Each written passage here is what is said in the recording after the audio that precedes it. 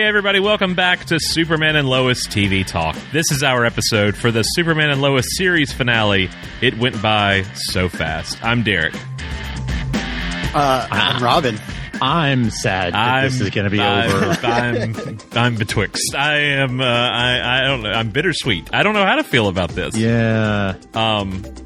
If you're listening to this just as the episode finished airing, welcome. I hope you had a few minutes to process your thoughts before clicking play on us. Have you turned the light back on? Has the lamp come back on? That is one question Steve Glosson asked me. He was like, "Do I need the lamp turned off?" And I said, "Yes, you will. Yes, you will want to keep the lamp off through the duration of the finale." Yeah, best. We've had a couple weeks to sit with this. So it's a little easier to gather our thoughts now. If you had told me we had to record right after watching that, I would have told you no. I would have just said, "Oh boy." If we had done something live, it would have just been a quiet Derek, which most people probably would have preferred. But I would have just sat in the corner with my thoughts. And but I really appreciate that we've gotten some time now to sit with it, to dwell on it. I hope you two have as well. I know we have some varying thoughts, and I'm interested to get into those as we discuss. But overall, a very emotional, high-soaring hour of television for a show that got cut short too soon, in my opinion. We definitely could have seen at least one, if not two or three more seasons out of this show with this family, and that's one of the reasons. The ending is already bittersweet, but then the actual ending that we just watched is even more bittersweet as a result. So and talking about the end in general of superheroes on the CW, how Smallville started it all with the WB. It's Here we are. It's 23 years covering both of these shows online now for 20 years. And it's really interesting to think we started with a show where Clark Kent meets Lex Luthor in a town called Smallville that ultimately transitions to Metropolis. And we've ended with a show that started in Metropolis and ultimately transitions to Smallville with a show of Clark Kent fighting Lex Luthor. It's a nice little bittersweet. I'm going to quit saying bittersweet now, but it's a nice little juxtaposition on those two notes of watching where this story began. A lot of people always want to cite the Arrow starting this, and that's not true. I get that these spinoffs and these iterations, yes, but there wouldn't have been an Arrow had there not been a Smallville. That's right. And you're not going to come on this show and get anywhere praising Arrow and not giving Smallville its flowers, because we've been doing SmallvillePodcast.com, Startville House of L for so long. So, do we kind of want to say vaguely what our impressions were before we get into it? Sure. Frank, you want to start us off there? Yeah, I feel very strongly, very confident in saying,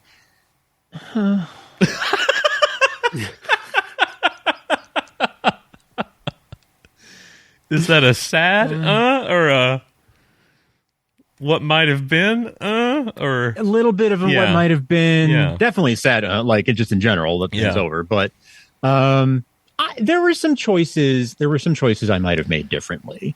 We can get into what those are in particular as we go on here. I have to give it to them. I have to give them a ton of credit for having to land this plane, and only having 10 episodes to do it. Don't look, just fly. Yeah. Right. Well, right, statistically speaking, it's still pretty safe to fly. Precisely. Yeah. Two bells for both of you. Unless you lose both engines right before the season starts. Well, yeah. So, yeah. They had a very, very tough assignment here. So I'm not under any illusion that, like, what I hate the why didn't you just type of critique. So I'm not here to do that. But there's some choices I might have made differently, but who knows? But the factors were that led to the choices that they made. Yeah. Robin? Oh God. I don't know. I think I loved it the most out of all of us. Which is funny because I've been hot and cold on the show, and but I don't know. I was really emotional those last 12 minutes. They kicked me in the old rear. They kicked me in the red. There's no denying that whatsoever. That was an emotional third act, to say the least. I want to read something. Go ahead, Robin. I don't want to cut you off if you had more to say. I would say if there were any complaints, it would just be that one section between the coda and the end of the fight. Just like a year later, that whole thing. Maybe we could have. I don't know. Have you changed your tune slightly? I thought about it some more today, and just looking over my notes. Yeah, I would say that probably the weakest point is how much time we're spending on these other characters that are not Superman and Lois. But the other side of my brain is going, yeah, but we need to close their stories too. So I'm mixed, but I'm definitely a lot more positive. I'll say more on that when we get there, but I do think I'm happy everybody got to return. I do think some of those people already had their moments, their goodbye moments that we didn't really need to dwell so much. I think there was a way to do that middle act with everybody and not do it the way it went. Okay. But again, like Frank, it's like, why didn't you just? I want to read a quote, and let me also say, if you're listening to this right now at the time of the drop, our interview with Todd Helbing and Brent Fletcher is up over at YouTube. YouTube, our handle is at Smallville Podcast. You can find that. We'll of course be posting the links on Blue Sky, Threads, Twitter, Instagram, everywhere. You can check that out. And then tomorrow in the podcast feed, you can find the audio for that if you would prefer to listen to that. But if you want to check that out right now, you can always pause this and head over there and watch our postmortem with the executive producers and co-writers of the finale. But I do want to read this quote. And I hate to not cite a source, but I do not remember where it came from. I think it was Entertainment Weekly, but I'm not sure. So I didn't do my due diligence as a journalist, and I apologize for that. But I believe this is from Todd. The best way we could approach it, referring to the finale, it was just to do the best version for our show. As for Easter eggs, there's the idealistic version. In a comic book, you'd have all these characters at your disposal, so you can have whatever you want. But then you're talking about schedules and money and budgets. It would be awesome to have Grant Gustin in this, but it's just not feasible. There are questions like that come up, and then there's the reality that hits you. And so ultimately, as we discussed in the room, we can just do what we can do. And I think the best way to honor what has been done for 10 years was to hopefully have the audience watch it and then feel satisfied. And the 10 years there being referring to the Arrowverse as a whole. And I have tried now to return to the finale in those, after watching it again tonight, after, returning to those views of we did what we were best suited to do with the hand we were dealt. And I wish I had that mentality when I pressed stop on our screener a few weeks ago. I was not in that headspace. I felt a little betrayed in some ways, and again, we'll talk about this here in a minute. But looking back on it now, far more favorably than I did, and I want to say I didn't dislike it. It's just not what I expected in the least, and not so much with the ending. It's just kind of how they got to the ending that perplexed me. But we'll talk about that. So I just wanted to. If you're feeling a myriad of emotions after watching the episode, I wanted you to hear that because I feel like it puts you in a good place to digest whatever we're about to get into here. Well said. I would love to, before actually getting into the episode, we're just going to have to do 50 minutes of preamble here. Sorry, guys. All right. The rumored cameo situation, the teasing of it. I saw videos on YouTube with Melissa on this, and it's just like, you didn't see Melissa. She flew by right at the end. She was there the whole time. Yeah, that was her. And it's just so funny. They were on AOL Instant Messenger talking back and forth.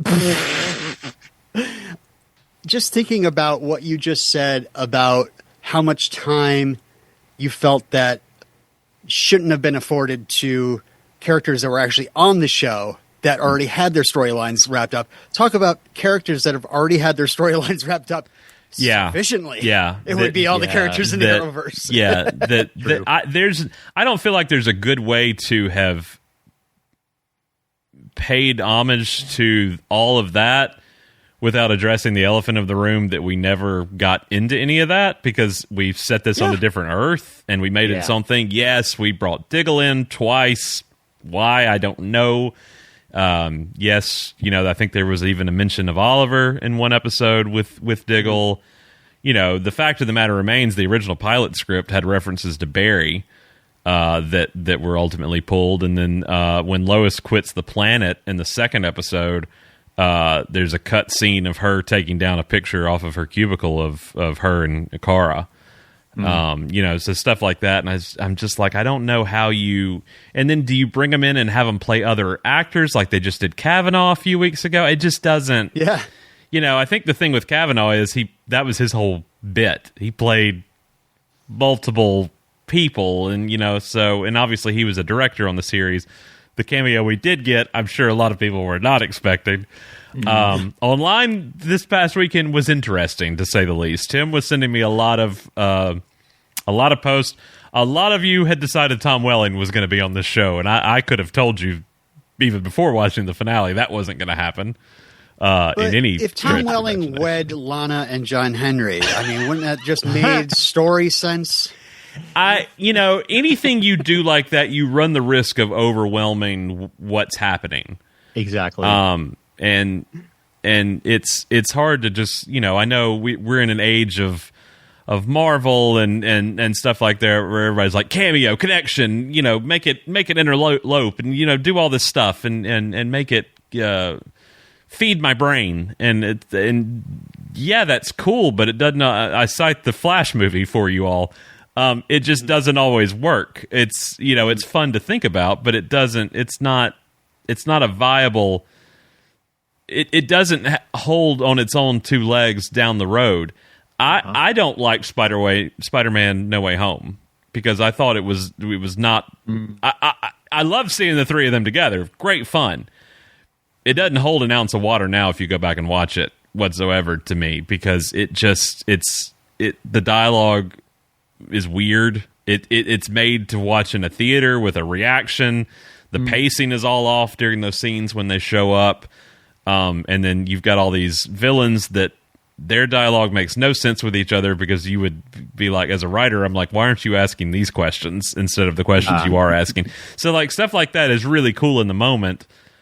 But I don't, how many of you are going back and watching Crisis on Infinite Earths from a few years ago? Sure. Yeah, it was great to see Ralph in one of the best live action Superman suits ever, and I'll definitely watch those scenes and look at those pictures again. But it means more to me to stand on its own 2 feet as something with a legacy than it does to just start cramming nostalgia and stuff down our throat, in my opinion. Yeah, just like cut to a scene of Oliver making a toast at the wedding, and then the camera pans over to Sophie, who has no lines and has her arms crossed. So it went from Welling. Everybody was like Diggle. I finally just said, I told somebody, I was like, it's not Diggle. Like I just said that. I was like, it's that we weren't told we couldn't say that. I've just got tired of seeing it's Diggle. I flat out said that. It evidently went viral. I didn't mean for that to happen, but oh well. Obviously Grant, Melissa, and Steven were big ones. And then, so I think Bitsy got tagged in just a ton of stuff. So she finally, Sunday night, posted, hey, if you're a big fan of Grimm, you're going to want to watch the episode. Well, so now everybody's thinking, okay, well, it's her husband. He's been a director on the show. It's going to be David. Right. Who I love David. I think David's fantastic. So then I don't know why the natural assumption, the avalanche was, oh, he's going to... This is the way misinformation spreads on the internet, but somebody was like, oh, he's going to be Bruce Wayne. He's not going to be... We're not going to see Batman, but he's going to show up as as Bruce Wayne, and I'm just like, what? Adam Knight. And again, what does that serve to the greater good of? Had you gotten a 10-year run out of this show, sure, do something fun like that. When we're at the finish line before we even started with this season, like we're slashing the budget, we're slashing the cast, stuff like that. Yeah, stuff like that just doesn't feel like it has enough weight to me to give credence to a legacy of hope that this tried to present us with.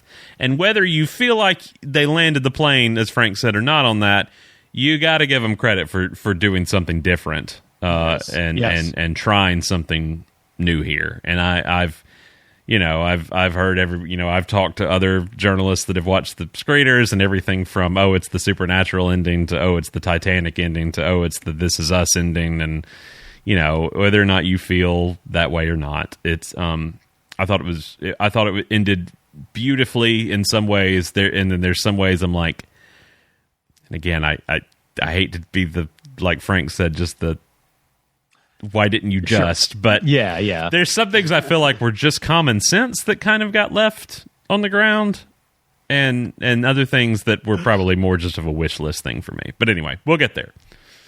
We're chomping at the bit. Yeah, maybe we should get into the episode. We should. There's so much to discuss. And then you watch it again and look back through the notes. It's like, this seems like it's 42 minutes. It's the same as any other, but it just seems like it happened. It went by so fast. It went by so fast. Really did. No, and I like that it's basically like, your typical 42-minute episode. Even though every time we get to one of these series finales for our most beloved shows, you're like, give us the 3-hour finale that we deserve. Right. We're still stuck with 42 minutes. And they decide that they're going to spend 30 of it, like, wrapping up the season. And then the very last 12, which is, I think that's a great amount of time to give us a nice coda. Yeah. Well, that's one thing Todd and Brent were talking about in an interview. They were like, usually we set so much stuff up for the next season, and, that's not something that's happening here. So, yeah. But anyway, that's neither here nor there. Could have seen Lobo walking into town, but no. Played by Tom Welling. All right.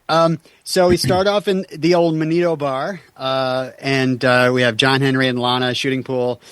And we find out some information about Lana. She's happy that Sarah is happy, and she went to college at Stano, she says. Stano? I had no idea what that is. I looked it up. Gerald Stano is a convicted serial killer. I don't think she has anything to do with that. No, that's it. Also, there's a big beer sign that I finally just decided to pop the name into Google. Margie Kugels. Is a beer that was a fictional beer from Supernatural, because the production designer for this show worked on Supernatural. It's a kind of a joke on a local Wisconsin beer that Jerry Wanick is a fan of. Okay. Wow, that one goes deep. Leinenkugel, and the Margie part of it, it's named after Jerry's mom. So, all right, Margie Kugel. So right. I know Leinenkugel. I've had some Leinenkugel. I've had their shandy. I would never get anything accomplished as a prop designer, because I would keep trying to do stuff like that, and they'd be like, "Hey, where's Clark's, where's Superman's heart?" And I'd be like, "Oh, I didn't get to that yet. See, for the last 20 minutes, I've been working on this dry erase board, and what you have here is my entire 5th grade class." And like I said in our last meeting, where I said the grocery store should be called Glossen's, these are important things to me. You got there before I could, Robin. No, but I'm wondering if this was actually a leftover sign from Supernatural. Probably, because I guess the beer was used in Supernatural as well. So that seems likely. Little synergy, I guess. But they're wondering where the relationship is at, but there's a bit of a commotion outside. There's an explosion. Do we start airing grievances here, just right out of the gate? It's not even Festivus yet. Why did we open with a Lana scene? Of all the things we could have opened with. not only that, the previously on was like 74% Lana. Like, why did we? There was a lot of Lana. There was a lot of Lana, and I feel like a Smallville critic from 20 years ago. Well, you know, I don't want to throw Craig Bird under the bus, but he was like, "Did Alan Miles write this?" I as it went on, and boy, did it! I was like, oh, well, there's not going to be time for them in the rest of the episode, really proper. So we're getting their final, niceties out here. Yes. Imagine my surprise. Right. No, it's a bit unresolved, though. It gets interrupted. I mean, but it just like, well, yeah, but at that point, it hadn't been interrupted yet. It just felt like it kept going. And I was like, you really left us with what you left us with the week before? I love you all. I always, and I went back and watched. I don't even think you could hear in the screener. I don't think in the screener you can hear him start to say "will," but the growl of Doomsday over the final episode takes that out. So I think it's just "I love you, I always," and then it, rawr, he just takes him off screen. Yeah, what an emotional beat to end that episode on. To open with a Lana scene. Smallville, I think Smallville, we are back, baby. Yeah, this is classic TV stuff. The ending on a cliffhanger, and the next episode opens with a scene somewhere else with relationship talk, and also, Main Street's not that like we probably know this is going on outside this whole time by this point, right? Maybe not. I mean, maybe not. I don't know. But I was like, okay, we have 42 minutes. It's gonna go by so fast. Let's get the momentum going here. So thankfully, we finally do get it. But I think literally the last. So it's the previously on is Lana. This whole first scene is Lana, and then the last thing you see before the final title card is Lana. Like, it lands on her face watching Doomsday, and it's Superman and Lois. And I'm like, you could have just scratched out names at this point. That's just Lana and Lana. Why didn't you just... Lana and Lana. I got so cracked up the other night on... I don't remember if it was... Which... There's too many social media platforms now, and I don't do any of them enough to know anything about them. But the CW Milwaukee follows us. That's a really fun account. Whoever the people that run that one do their social media, and they posted this graphic I haven't seen before, and it was like teasing the finale, and it was the logo of the Shield, the silver background logo that they've been using this season in the trailers, and it's Superman Lois, but it was Kyle and Christy. And I was like, CW Milwaukee, you can't tease the third act backdoor pilot spinoff reveal. And I had replaced Superman and Lois with the Cushings. And they were like, that's my bad. I was like, really? That's how it's even being marketed for the finale? But all the duos got their own. But I was like, what a way to start. That is real funny, though. What a way to start. But regardless, and it's neither here nor there. When we do get back from the title card, we are fully in it, thankfully. John Henry is injured, though. We should mention that, because I thought that was going to be a bigger plot point. Yes, moving forward. This is the first time where I was like, and Superman's going to get John Henry's heart. John Henry's going to die, and he's got a nice, young, strong heart, and Superman lives. I gave up on the heart thing after the reveal. I was like, and everybody has harped on this. Everybody's like, oh, he's going to get Doomsday heart. Apparently, after the scene in Sharp Dressed Man where Lex felt he was out of control and everything, his OCD was taking over and all that, there's a huge subsect of people that thought he had Superman's heart and that was his ability. Like, he was, and I was like, okay, you wouldn't get abilities from taking Superman's heart, for one thing, but like that you have no media literacy if you think that's what was happening in that scene. But like after the reveal happened at the diner, I was like, we're done with this whole heart thing. I mean, as far as can he get somebody else's, or can I've fully resolved myself to he was living the rest of his life like this, and obviously, but that's neither here nor there. Well, Robin did not feel that way. Yeah, I just want to note that, he could have had Clark's heart and could have gotten abilities just as easily as any crypto or meteor rock freak of the week would have got. I mean, you get a straight up Kryptonian heart put in you. You got powers. Yeah. You swim in a lake where a rock is nearby. You also get powers. So I don't buy it. Different show, different rules. Anyway, I definitely didn't believe that. But I'm just saying, we've seen easier justifications. But, so Amanda is doing the I can fix him stuff with Lois. Right. Let's see what else. There's a bit of a fight on Main Street. Superman yelling at them to get away. But yeah, that's when John Henry's hurt, has to go to the garage to find something to help, and Lana wants to help. She's mayor and she's not hiding anymore. So more Lana. More Lana. More Lana. As you do. The sky battle's pretty cool. I noted that there's also they smash into a helicopter even, isn't it? Helicopter? I mean, they really got to destroy the set. Yeah. That's something Jay was talking to us about in the 9th episode, was how great it was to get started on that, to be the one to start demolishing things. I mean, they take out that post office quick. Oh boy, do they. And then nobody's escalate. using that bus station anyway. Yeah, and then escalate from there.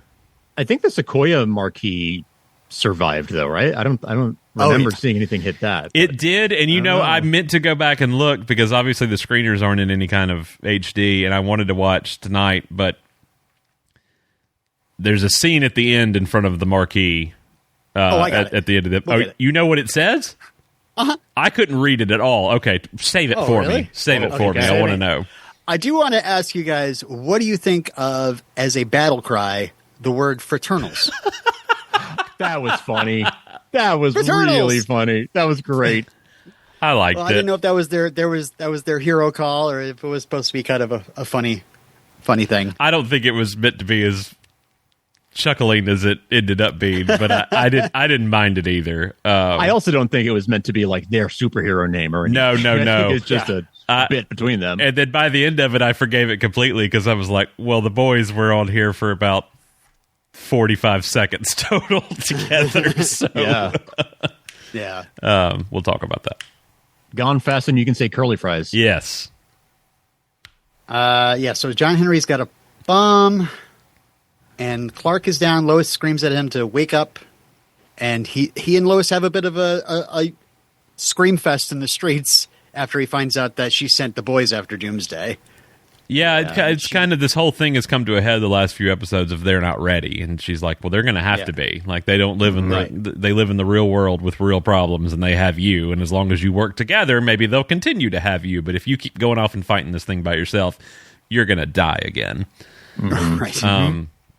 And he's like, you can't do this alone. And then we, of course, hear, we have a plan. Of course, yes. Lana Lang has a plan. I don't hate Lana. I want to say that that goes back to the Smallville days. I love Kristen. I love Emmanuel. But you didn't have to. You didn't have to. I felt like they put Lana in the Lois spot a little bit for this episode. A little bit.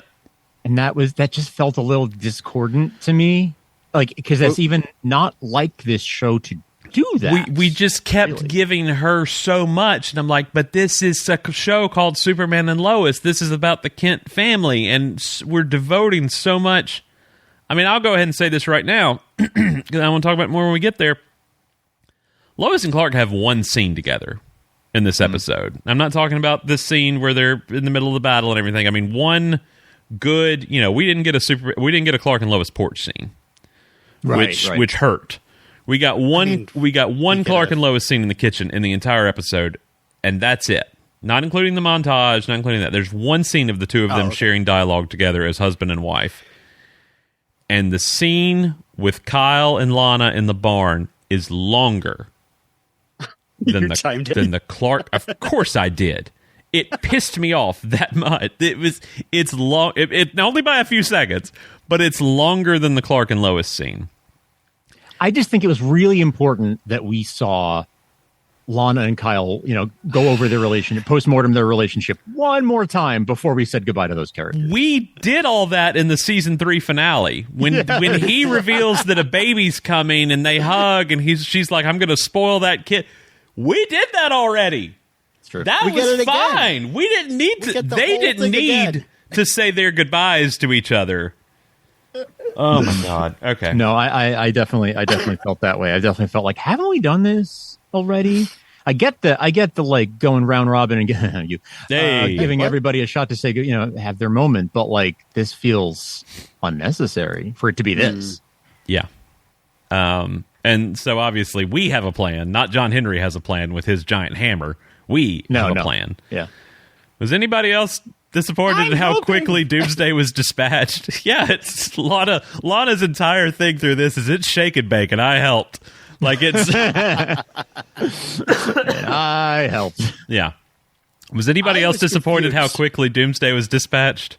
I was surprised. I was a bit confused that when he X-rays Doomsday's head, and I was like, what am I supposed to be seeing here? Maybe thought process. I harken back to the animated series where evil Superman gave him a lobotomy. That's where I thought they were. I was like, they're not doing something like that. I love him talking. I love it's happened in 9 and 10 now of him talking to the boys, and like just normal voice. Thank you. Just normal voice, like, but their super hearing, picks up on it instantly. Like when they were across the street at Vicky Mays and surrounded by the people, and now them, leading Doomsday off. I thought they were going to split up and go into different directions, but ultimately Clark tells them, lead him back here to me. We've got this. I don't know who flung that hammer without a suit to do so with that kind of propulsion. When Superman was great shot of Tyler in front of that helicopter in that fire, though, with that cape flowing. Dear God, we got some good imagery in this episode. I will say that. That was fantastic shot of that. But I was like, okay, did Lana throw the hammer too? Is that what we had her do too? XK is a hell of a drug. Only the mayor of be ye mighty. Only the mayor of Smallville may wield this. Yes, this tool. I like the XK thing though. She's the mayor. She obviously has access to the evidence room, and there's got to be some XK kicking around somewhere. That's how Clark keeps his powers, right? It's not from getting he just heart. It's XK. Yeah, and then we've got the Bizarro situation all over again of him drug addict Superman. The hammer toss I definitely was confused by, but what led up to it? Oh yeah, it was just like thank you for giving us that imagery. Thank you for giving us some good meaty Superman stuff right here at the end. I do appreciate that. Now, obviously, we get some more of that here in a minute in the skies. I was going to say that about only the mayor of Smallville may wield this hammer. She's the best of Smallville. No, that's that bench over there that hopefully didn't get destroyed in this battle. Ooh, true. That bench is dead. You leave that bench alone, sir. Maybe it would have been cooler if we saw. What if Lana tossed the hammer to Superman at the last moment? Because John Henry sides her. He can't do that. Well, that's why I was like, you don't have a suit, but and then I don't know if you guys. I questioned this after watching the end of 8. I was like, why are we so worried about John Henry's war suit? When the boys just took down Nats with almost no issue. Did they not make hers as strong as his? I mean, I appreciate hearkening back in so many things.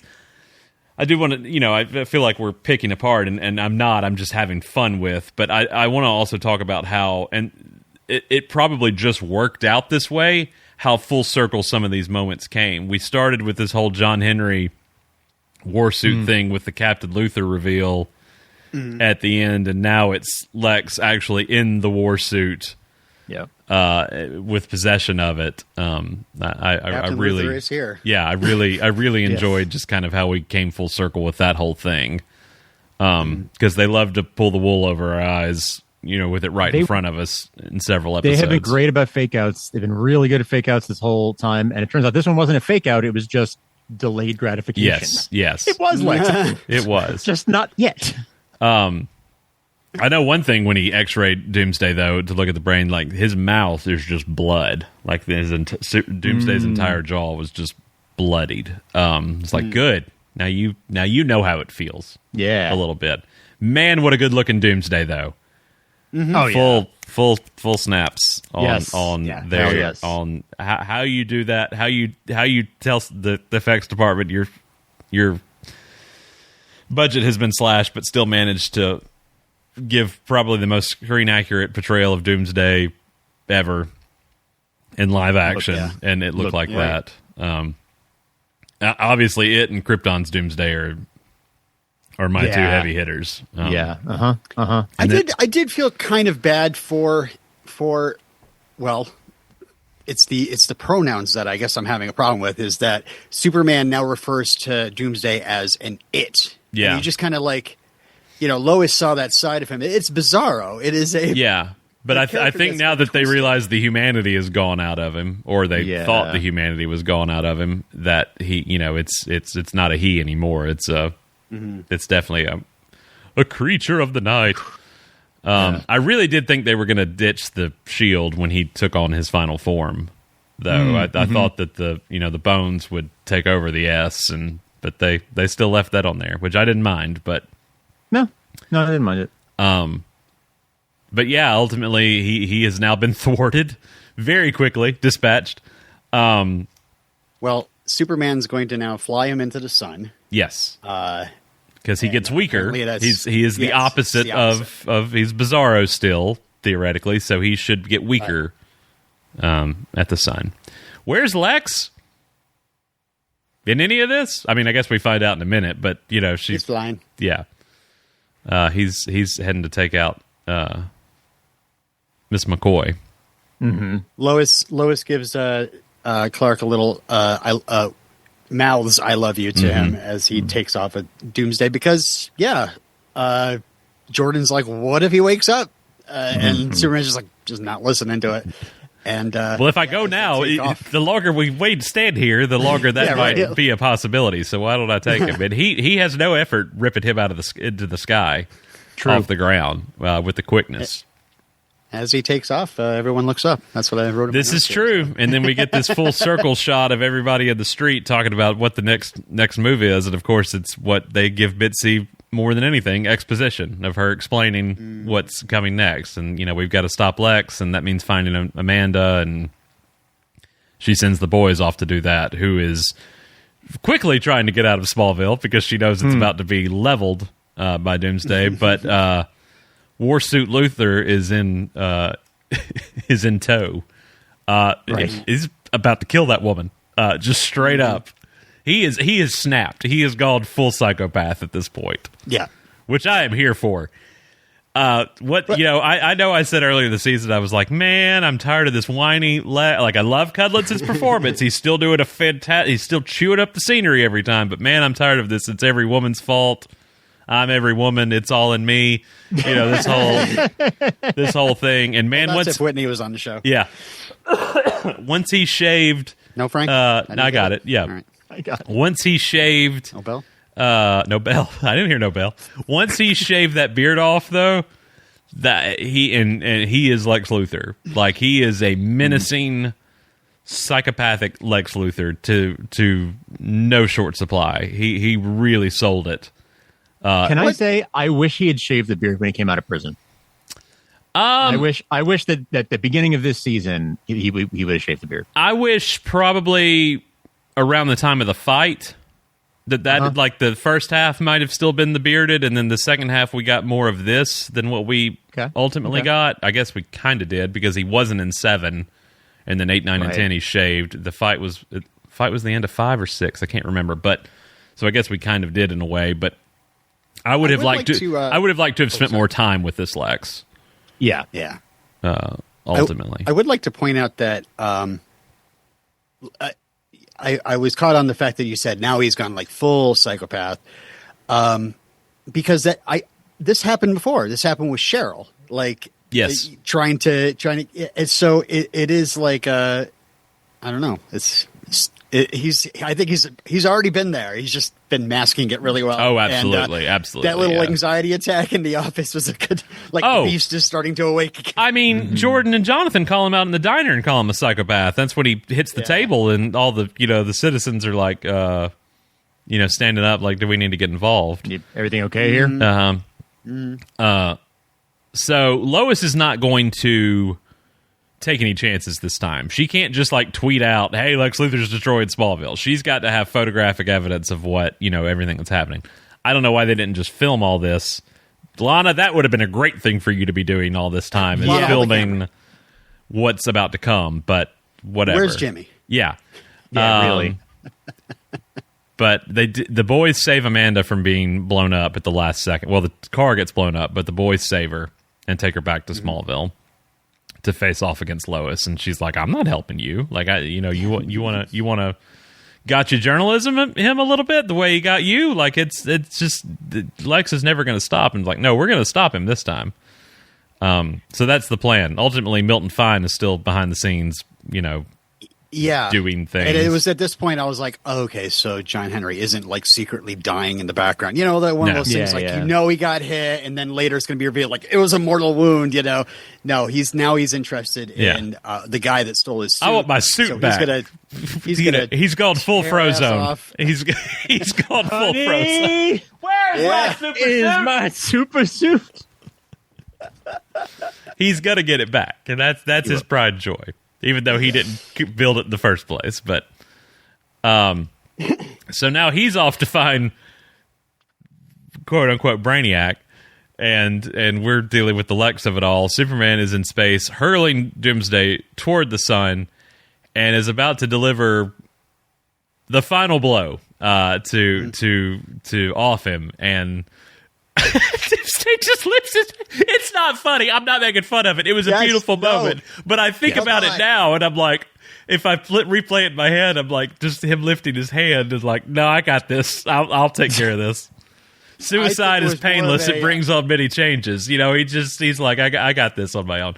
But he blinks, and his eyes go the Bizarro blue, and we know that maybe the hammer just lodged something. I think he was doing his best Costner there. He was about to be swept away. See, that's what I thought, but I didn't want to say that because that brings in a whole other... It really did kind of evoke that for me. I loved it. I had no issue with it.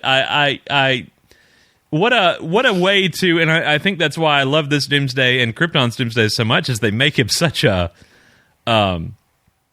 tragic character. That he's not just this mindless killing machine. There's some backstory to him that turned him into what he became, and it's sad, and ultimately, I don't know what made him finally make this choice right here, but he made it, and we just see him dissolve into the sun.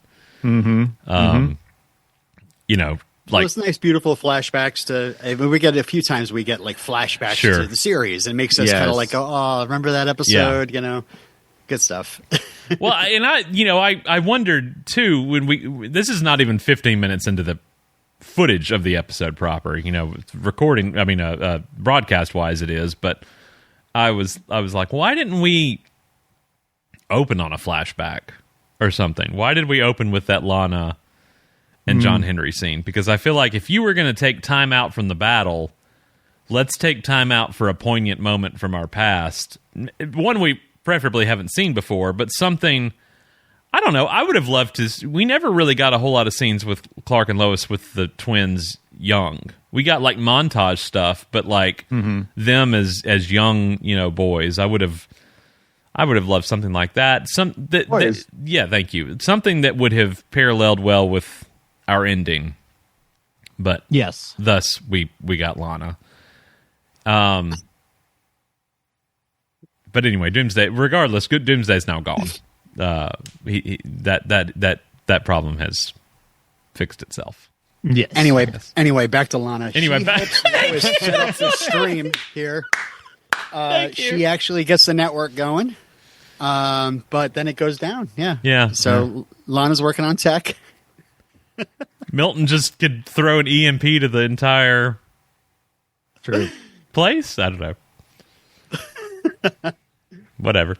Yeah, but they're trying to get everything back online, but Amanda's like, it doesn't matter. Lex is if the town is without power now, or at least the Gazette. I don't know if the whole town is, but at least the Gazette's without power. Lex is coming, and boy is he.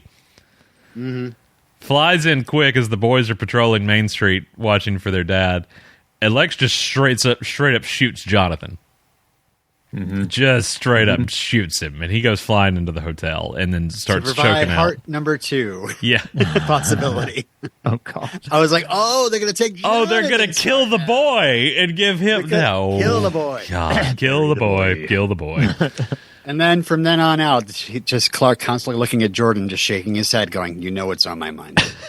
You know what's on my mind." The wrong son died. Okay, the wrong son died. Wrong kid died.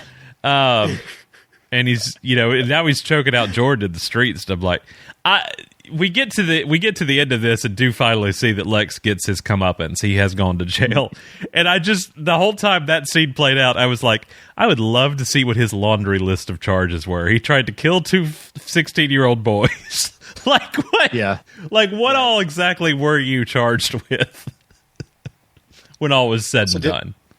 Doing a weird Mick Jagger, David Bowie impersonation by doing a version of choking in the streets. We went a ways for that one. Feel free to edit it. That's fine. You stretched for that one. Superman's still up in the sun doing what I powering up for what I should have said should have done 6 episodes ago. Well. If nothing else, I mean that didn't that happen a few times in season 2 where he was like, if I can get, he's like, I've been to I can't remember. I knew when he was struggling with his abilities, and because he used like the solar flare. Well, he did finally do it to part the 2 Earths. Yes. Moses did, but I don't remember. I don't remember. I don't remember. I feel like there was some dialogue of like I could just fly him up to the sun, or something like that. But anyway, we do see that he is healing rather quickly now. Thankfully, I was really scared there for a second. We were going to see he wasn't healing. Yeah, that was my fear that he was going to attempt to, and we see that it's not working. Yeah, because by this point, I've still got a pit in my stomach of what's to come. I mean, would they kill him again? Would they show him dying yet again? Would we make Lois sit through that? Technically, a third time. We watched one Lois grieve over a Superman on a different Earth. Of Bitsy grieving over a dead Superman.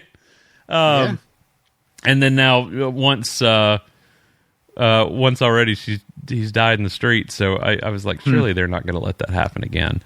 But then comes probably what was my favorite scene. Yeah, I thought. And that is Lois finally facing off with Lex. Yes. I wish she would have gotten a punch in. That would have made me very happy. True. But she tells him, I'm not afraid of you, but you have always been terrified of me. I was like, finally the dialogue I have wanted out of Lois Lane toward him all season. Yes. And he literally says, time to die, Lois. Like he is about to kill this woman. Yeah. Mm-hmm. Come on. I will kill you. Then do it. Do it. It was just Lois. And you can see in her hand, she's got that bomb the whole time in her right hand. And if he wasn't so blinded by just absolute rage, he might have noticed, hey, she's holding a device. She's holding a MacGuffin. She's holding a thermal detonator. Yeah. Thank you, 3PO. And that, of course, knocks him on his ass. Go ahead. This is I just want to lodge another defense of the finale. There was complaints about Lois doing mostly exposition here, but I really see it more of her like rallying everybody in Smallville to defeat Lex, and now she goes against Lex and helps defeat him. Yeah, and I don't discredit that at all. I just feel like we've thrown so much trauma at her that most of what she has done is not trauma dumped, but her actions have been born out of trauma, and they have been built around explaining things to other people that have happened as a result. And that's something that's happened, I mean, since season 2 on this show now. Whether it be between her and Lucy, or her and cancer, or her and Lex now throughout this season, and the death of Sam and Clark. And, she's just such a phenomenal Lois Lane. I get so bogged down in well, this Superman's better, and this Lois is better, and, these are the Mount Rushmores and all this stuff. And she is definitely on my Mount Rushmore. I say that. But the thing about saying a superior Superman or Lois to me is the iteration of the character they're playing. Tom Welling was the perfect Clark Kent for Smallville. Christopher Reeve was the perfect Superman for those films. Bitsy is the perfect Lois Lane for and she's will go down as one of the greatest, of course, but I think you have to lend itself to the world they are playing these characters in. And they do, and I can't see anybody else but her and Tyler playing these two versions of these characters on this show. Like, that's how much they have become this, or should be, this generation's Superman and Lois to me. Yeah. But definitely, I mean, I would have loved a little bit more. She wins. She needed a win. Yeah, she got a win here. Yeah, she kind of gets a win later on in the episode regarding Lex, but I would have liked a little bit more, personal satisfaction for her. Her standing over his corpse, maybe not so much, but just that final. She was the hero. You remember the flashback in season 1 where they're fighting.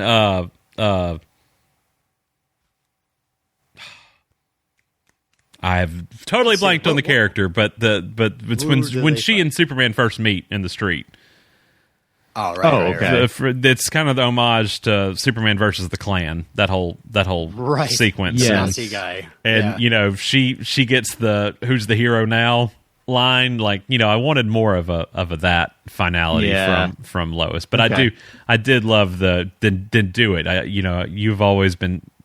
I'm not afraid of you, but you've always been terrified of me. It's such a good line. And then, of course, we get once Lex comes to, he's like, you're not going to be able to stop me when he gets to his feet. And she's like, no, but he will. Yes. And here he comes. Here's our boy. A special boy, Blue. So I love that, Lois gets this moment of just she is on her own battling Lex, and then Power Suit Lex, not just Lex Luthor, but Power Suit Lex Luthor. And then we get to this part, I feel like we get back to a little bit more classic Lois Lane, just a knowing smile, and she is always Superman's biggest fan, even before they had a relationship. So. I think that was very cool. I loved that. Oh, and that smirk, that, like you said, knowing smirk of I can't, but he can, and here he comes. Yeah, and that harkened back. There was it was episode 3 of the first season when he comes crashing. She's been taken hostage in the motel by one of Morgan Edge's people, and she's got the EMP, called Superman. The LP? Yeah, the LP. Yeah, LP, and sure. Emerson, Lake and Palmer. Yeah. And I brought my Earth, Wind, and Fire. She's got the Glosson device, and that's it. Oh God, we're not going to call this one Glosson. She pulls out the Houston and hits the button on it, and anyway, he comes flying in through the motel wall, but she says the same thing. He's like you can't. The guy's like, you can't stop me, and she's like, nope, but he will, and hits the button, and he just comes crashing through that wall. So good, classic. In air, though, well, we do.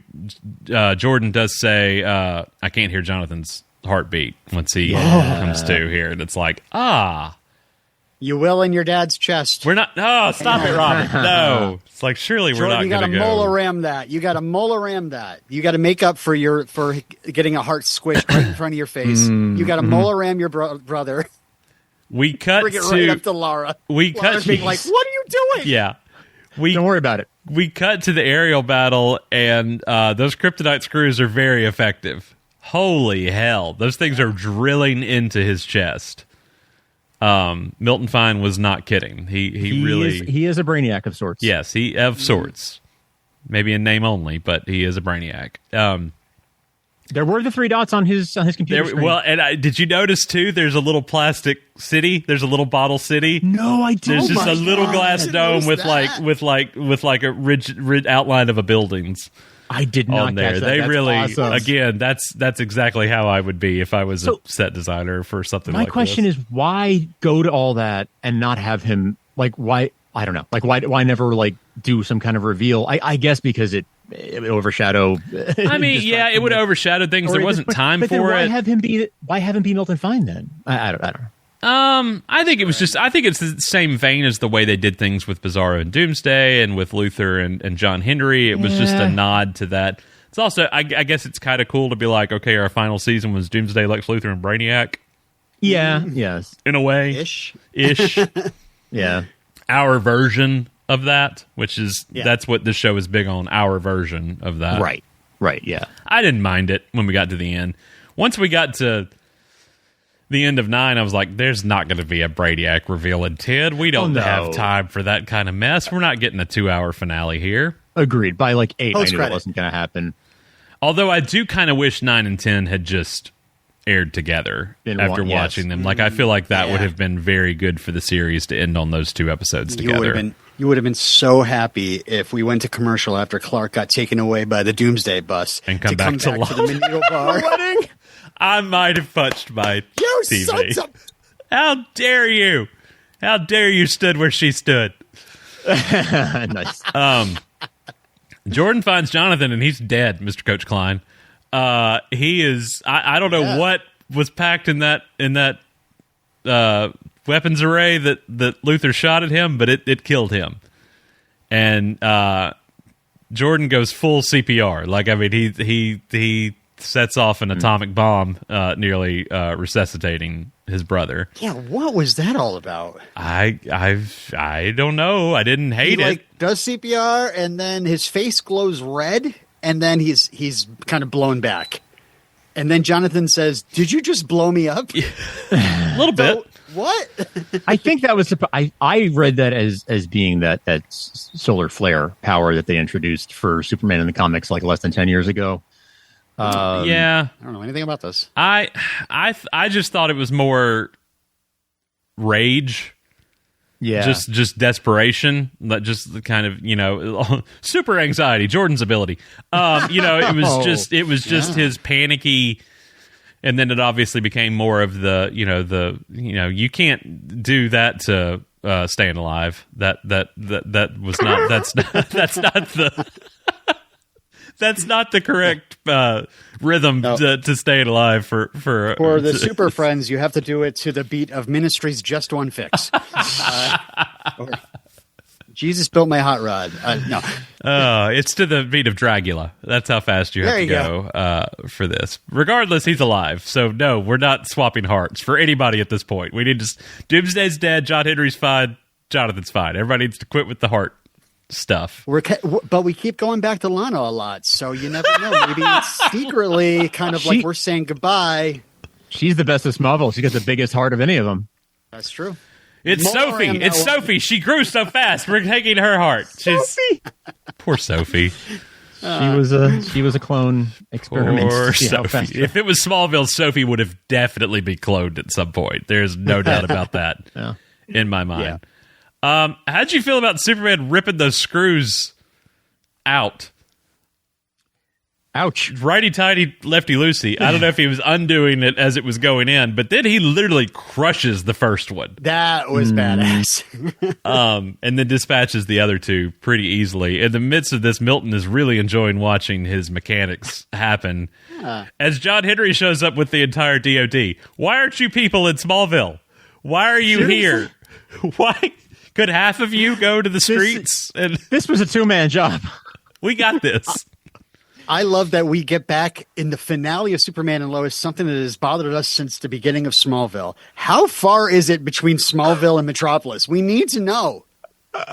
He got there This is quick. like a train. I thought this was an underground train station in Metropolis. That's what I've always thought this was. I thought, yeah, it was in Metropolis, Like a wasn't subway it? tunnel. Because it's the same. It's the same place where he created Doomsday, where he killed Doomsday. Bizarro. It's Yep.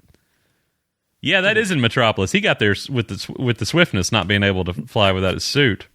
No suit, yeah. Mm-hmm. All right. Well, we kind of, by the back half of Smallville, we gave up on the 6-hour round trip thing. Yes. They shot themselves in the foot with that. With 3 hours there, 3 hours back. So we don't know how far this Metropolis is. By like season 5, that wasn't a thing anymore. Once Chloe is commuting to Metropolis, it made no sense. I am now remembering Martha deciding to get rid of Jonathan's old clothes by driving to Metropolis to drop them off. There you go. There's no goodwill in Smallville whatsoever. No. Zero goodwill. Yeah, zero goodwill. All right. So yeah, we get the big Tyler just yelling at Lex. This was amazing. As Tim said, keep my wife's name out your mouth. Just keep smacking him down. Yeah. Just keeps on smacking him down. And Lex just keeps coming back for more. I would have expected to be more phased by a Kryptonian bitch slap. But he just keeps coming back. And I mean, literally to the point. Open for Dave in '97. Did you? Yeah. Excuse me. He literally, why won't you die? Yeah. And they just charge each other. And I was like, God, let this be one of the most epic things ever, please. Yes. Because I have to keep remembering, this is it. Yes, we're about to get something else in a few months that's totally different from this. This might be one of our last traditional, in a sense, Superman things for a long time. Interesting point. Which is hard as diehard fans as we are of these characters. It's going to be a totally different look from what we've seen from James Gunn. So I don't want to dwell on that, but it's just as they're coming at each other, that's what I'm like. This might be the last time we see a Superman and Lex like this. And we've really never. Did I say that? And I'm like, well, we've really never gotten it before, have we? We've never gotten Battlesuit Lex and Superman in midair fighting each other in live action. We've had it with Supergirl, with Cryer's Lex fighting her in horrible CGI, just terrible. And then we see how good this looks. I mean, the lightning and the clouds, the whole thing. It looked fantastic on what I can only assume is an even smaller budget. Yeah, I think I remember what Todd and Brent said, but they usually a show like this, you get 14, 15 days. I think they shot this in like 10 or 11. That's rough. Which is crazy.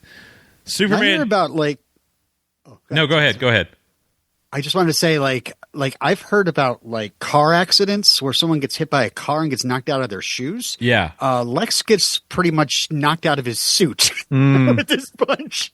Which I thought was hilarious. He comes flying out of that suit. I love that shot of Superman coming right at him. Wedding ring extended. Yes. Reared back, ready to that final blow. It's like you've go after my wife, my family, my home. I said my town, my home. Sure. Lana. I kept expecting him to say that too, but he didn't. He calls Lana by name. Yeah, Sophie. By name. You go after my wife, the mother of Sophie, my friends, Britton Dunn's, my bench, convenience store, my mom's bench, on my bench. And really, just decimates. Just that slow motion, somebody being punched. And that was something. It's slow motion as Luthor literally falls to his death. And I'm like, he's going to catch him. As much as this Superman hates this Lex Luthor, probably more than any Superman we've ever seen hate a Lex Luthor before, and rightfully so. Yes. Yeah. He obviously catches him in the last moment because now Luthor is going to face finally his crimes. And I love that. I never doubted. Can I just say I never doubted for a second he was going to catch him? No. Just never even there were other things. I was like, will they kill him again? I don't know. Like something like that. I could see going either way. But whether he would kill Lex or not, never worried about them doing that. The only thing that worried me by this point is we drop down back in Main Street. He's caught Lex. Lex is, safe. Lana's filming. Thank God Lana's there. That's all I have to say about that. Thank God. We wouldn't have been able to do this without you, Lana. Come on, Dale, get the pictures. The boys are fine. Lois is looking on. Amanda sees, what's happening. And then I realize we're only 20 minutes into this. What? You can't stretch out a fight like that through an entire episode. They already did that in the premiere, obviously, in the dark with Superman and Doomsday. You can't do that in the light with Superman and Lex for an entire 42 minutes. And I'm like, we're not even halfway through this yet.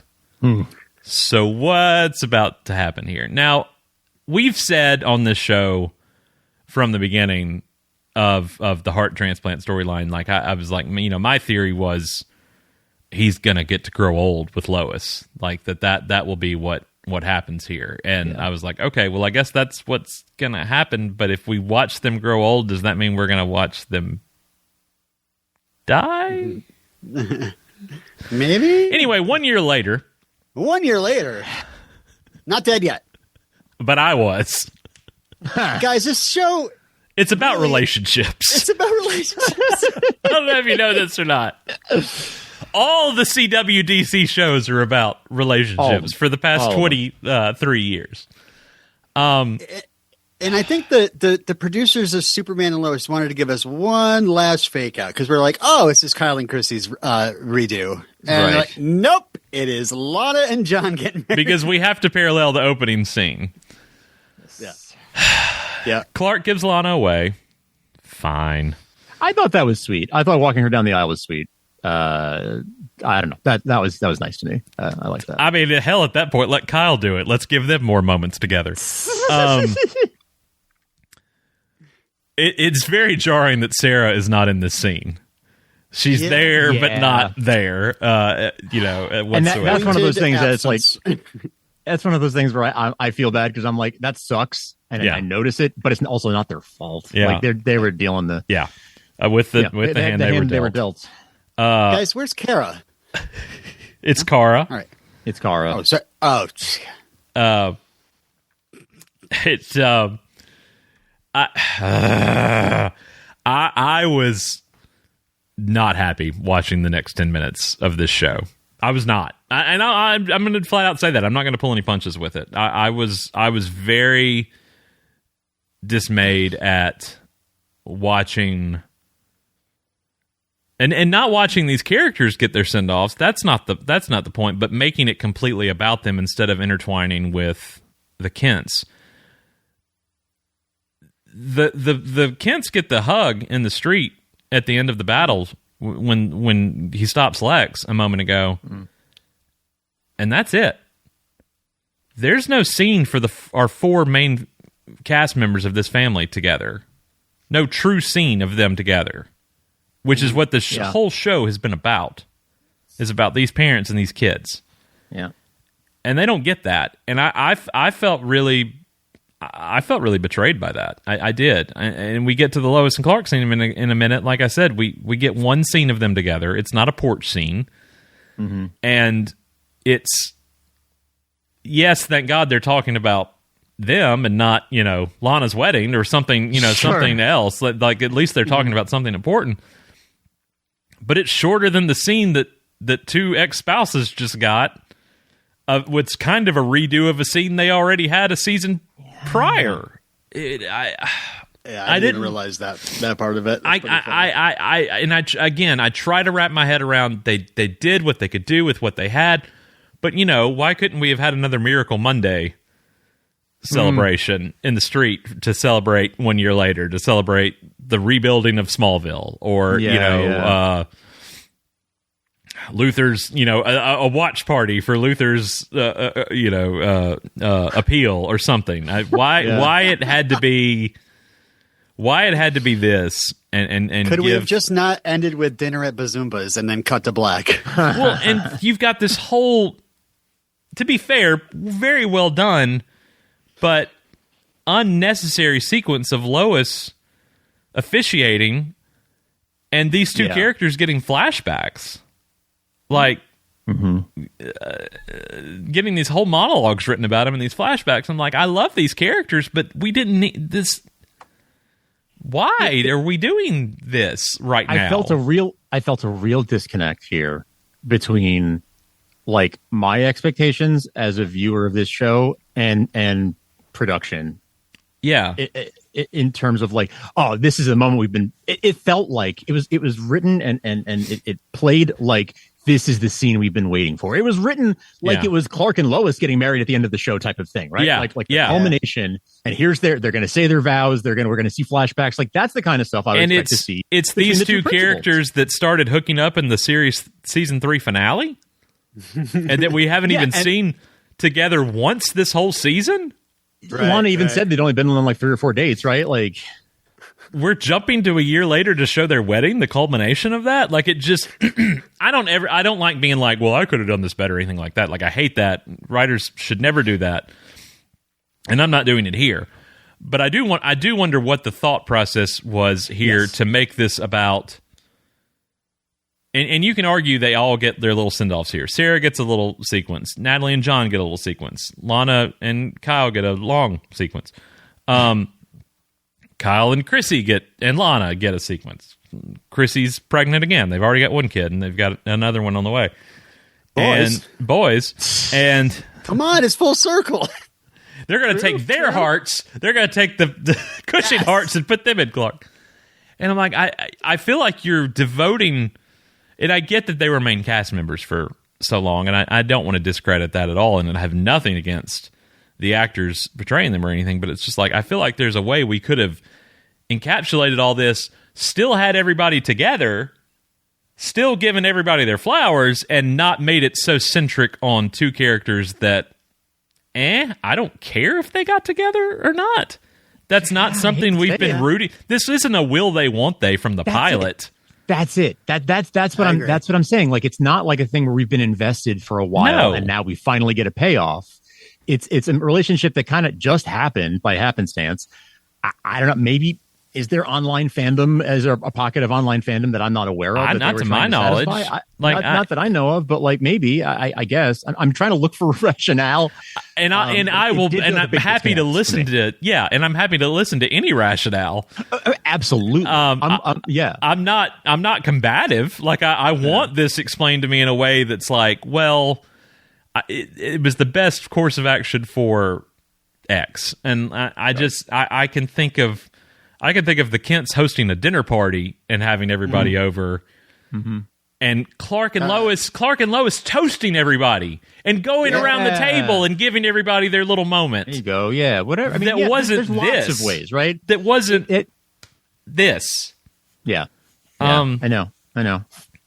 I mean, Lois's had almost like a toaster, both of them. She did, but like, why could not it have still been a Clark and Lois scene, something centered around Clark and Lois that was about everybody else. Vows. This was not centered around. This was Clark and Lois giving agency to Lana and John Henry. This was not the other way around. This was not a Clark and Lois led thing. This was totally them being supporting parts for what they made out to be more major characters than our two namesakes of the series. Yes. In the final moments of the series. Yeah. And if you want to talk about screen time, like the fact that they devote this much to Lana and John, and then we get 2 short scenes, Jordan, Sarah, John and Nat. And maybe those might have had just as much, if not more, importance to the series than this newfound relationship. I got to agree with you. I like that Sarah and Jordan got a send off. Yeah. Of their will they won't. They've had a will they won't they since the pilot. I'll give them that. Yeah. We didn't jump to a year later of them getting married. See, that would have been something, right? No, it would have been 17, and that would have been weird. But. And I loved the Natalie and John. This is. I feel like this is home now. I don't know. And then it's like that's a nice resolution. Is it weird that Natalie's watching her dead mother officiate the wedding of her father to somebody else? I don't know. Well, she says it feels like home now. She does. She's now used to it. They're family. At that point, it's been a couple of years. I guess she's processed. I guess the trauma has worked. That's not her mother. It's not. I don't want to. Right. I don't want to put out there that it is or anything like that, but it's just like there were so many odd choices with this 10-minute sequence that I feel like the semantics against them outweigh the argument for them. We do end with the Clark and Lois scene, though. I mean, we do. Thank God they got a scene together in their last episode, because Tyler and Bitsy's chemistry is off the charts. That's why they have done so well together. And if you would just give your two leads all of that, if you would make the next 20 minutes about them after we finally wrapped up everything else, I feel like it would have. I think I told you guys after I watched it before you did, and I was like, the ending, it's great. I couldn't get the taste of the last 10 minutes, the middle 10 minutes out of my mouth to appreciate the end, because I was still kind of annoyed from Lana's way. Like it just doesn't hold water to me. It really doesn't. And I hate to be like that, but I also have to be I can be somebody who's worked in the industry, a writer, whatever. I can wear that hat, but I can also just be a fan of this show and be like, I guess you felt that they needed that, and some people may have felt that they needed that, and if they needed to be heard, so be it. But I would have much rather just see a scene of the Kents, the four Kents together, than everything else we got.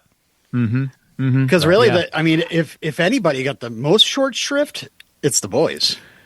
And how, I said that, a minute ago, y'all were asking if the Fraternals joke was bad. And I was like, I don't care, because honestly, I think they got disrespected. I hate to say disrespected, but I think they got a nice hug and tearful scene, but they didn't get a whole lot to do in the end.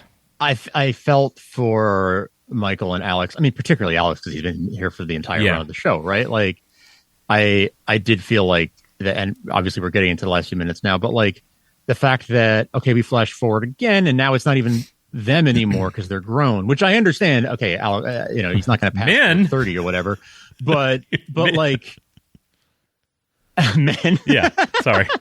That took me a second. Grown like that felt like.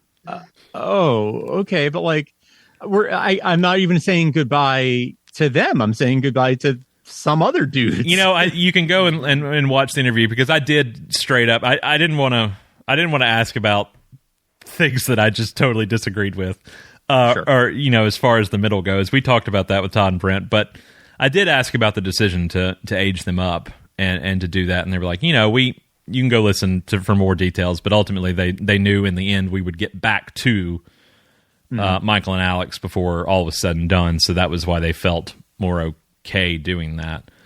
I can understand that. Yeah, like Craig Bird said in this whole cameo fiasco that has taken shape, what started this all along was Bitsy saying back at Comic-Con, somebody asked about crossovers and that kind of thing, and Todd and Brent said we do have Tom Cavanaugh returning to play a brand new character, and I think that's all they said. And then Bitsy just pops up, and there's a cameo in the finale that people are gonna love, and that's it. That's all that was said. So people just took that and ran with it. They ran wild with it. Craig Bird said, "Wow, it would have been really detrimental if we had been like, hey, we could confirm that Jonathan is played by two different actors in the finale," and then everybody thinking that Jordan Elson was back. Oh my god, how awful that would have been. Woof. Again, I really enjoyed this episode. I did, and I think the issue with when you get to the rug pulled out from under you like they have is, again, why I read that quote at the beginning from Helbing and Fletcher. How do you land this plane with what little reserves we have left? And I do think they did a good job with it. I think that the legacy of this episode will last in many ways. But I still just look at this middle part and be like, I just feel like choices were made. I'm like, why we're landing the plane? Why are we like counting how many ginger ales. Why are we taxiing? Why are we taxiing the plane? Land it. Yes, land it. It does feel like we have only so much time here. I'm like watching the clock tick down, and I'm like, we're still in this wedding. Yeah. How important is this wedding going to turn out to be? There must be a payoff coming for it. We're in the reception. We haven't even moved on to something else at this point. Yeah. I don't know. I'm just puzzled by that more than anything. Thank God we do get this Clark and Lois scene though. Yes. And it's Clark in the kitchen staring once again at this cross stitch that has been a focal point of the series, really. I mean, from the pilot, really, this cross stitch that says it went by so fast that is in Martha and Jonathan's kitchen, and Clark is just staring up at it. And I think he's a little bit more gray now in this. A year later, he's coming to terms with his mortality. No more so just for men. Yeah. And they get to talking about the legacy. What will be the legacy of Superman and Lois Lane? And Lois says, I hope truth and justice, and Clark says, and a better tomorrow, which is the second time they've used that on the show. They used it earlier in the series. And which has been obviously the change from truth, justice, and the American way. Yeah. Which I felt was a poignant moment to end on for this show, Truth, Justice, and a Better Tomorrow, because it has been so much about the legacy of these characters. And then we find out from Janet texts Lois that Luthor's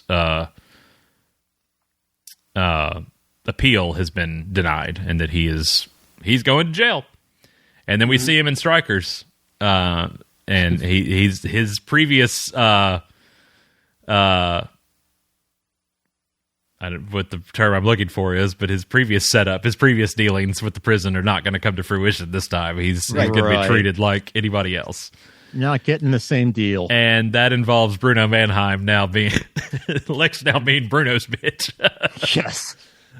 His chair. Yeah. His chair. That was a good. It might just be sitting involved there. Yeah.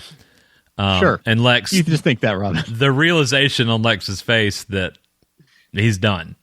There's nothing. Yeah. There's no more moves left for him to make. I would love to know what is cooked. He is cooked, and I would love to know what became of Luthor Corp and all that kind of stuff. But again, we don't have. We had to do Lana's wedding, so we don't have time for any of that. But we do see the bars close, and Lex Luthor is forever put away. And then the next 12 minutes happen. The first time I died, soon as he said that sentence, I was like, turn off the lamp, turn off the lamp. Yeah, exactly. Here we go. And I was alone and still looking, turn out the lights. So I knew at that point, you don't say a line like that and then not kill your character.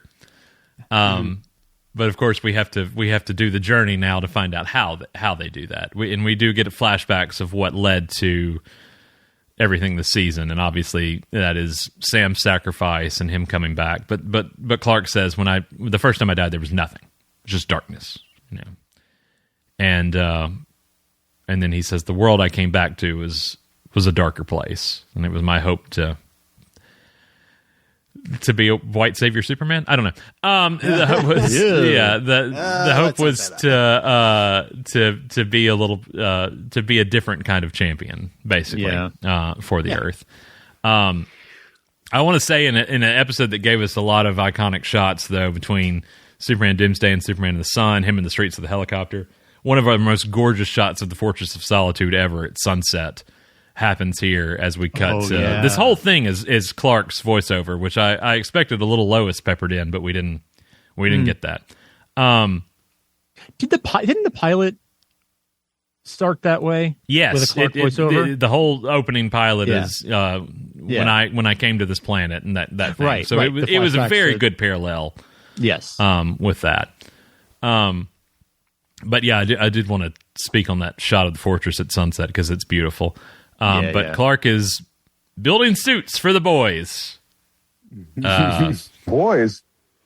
If you live online a lot, you'll notice that leaked concept art came out months ago for these suits, which were kind of backward. They weren't true to what we end up getting here, but yeah, they have their own super suits now. They're Supermen, super twins, I guess. The Superman family. Yeah, and that was nice.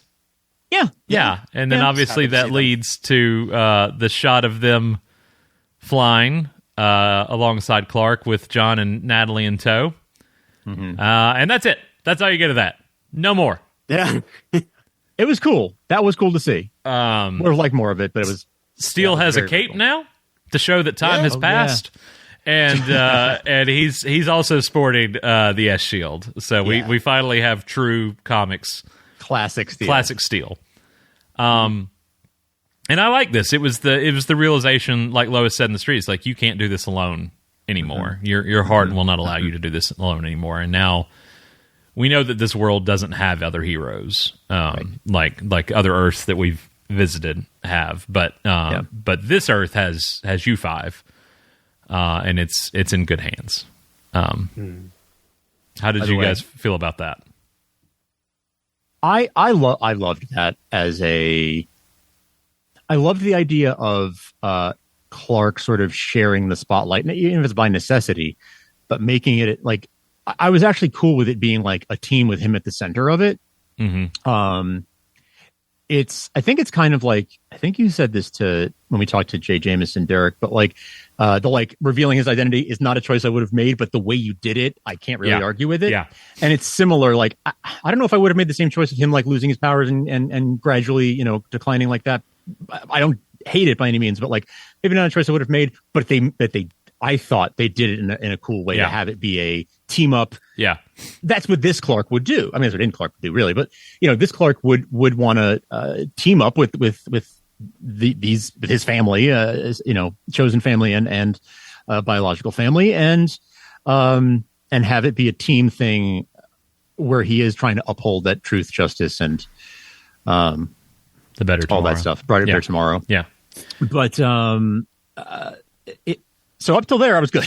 Up until that moment, I want to say on that, you're talking about not enjoying the identity reveal thing. Just another tease for our Todd and Brent interview, if you haven't already. I flat out told them I don't like that, and that I'm not a fan of that, and that they made me a fan of it, and they said, we don't like it either. We wanted to challenge ourselves to see if we could come up with a version we liked. Oh, see, I like that. So I really enjoyed that nugget of information. So check that out in our interview with them after you listen to this. The following, what comes is more centered on the legacy of these two characters and not everything as a whole and what they go on to do.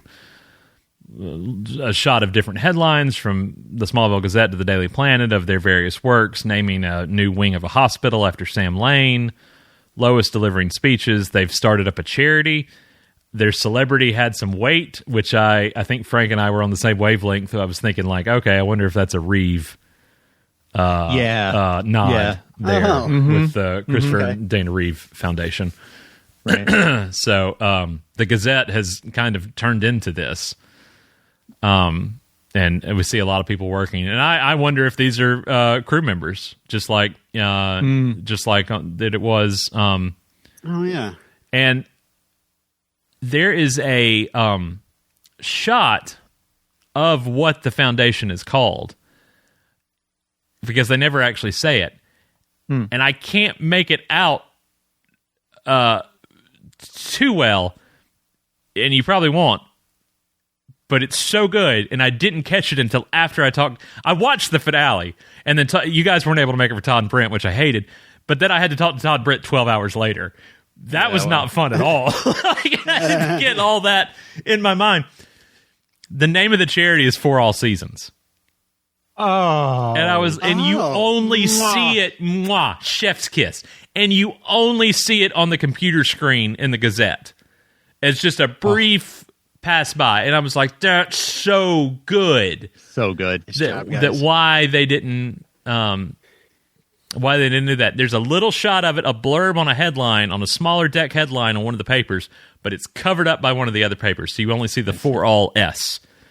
But it's For All Seasons is the name of the charity, which I just thought was, again, that's the kind of stuff I would be doing if I was at a show like that. Not even from a writer standpoint, but just from a set decorator or a prop standpoint. That's the kind of stuff I would be doing. And then we flash forward a little further. We've gone a year, and then we've gone a little further down the road, and now we've gone even further down the road, where Clark is now Mr. Rogers. Yeah, that's right. and they've evidently never seen older clothes for a woman before, because they dressed Lois like it was. I don't know. She evoked Margot a little bit with her hairstyle. Yes, I definitely thought that was a reference.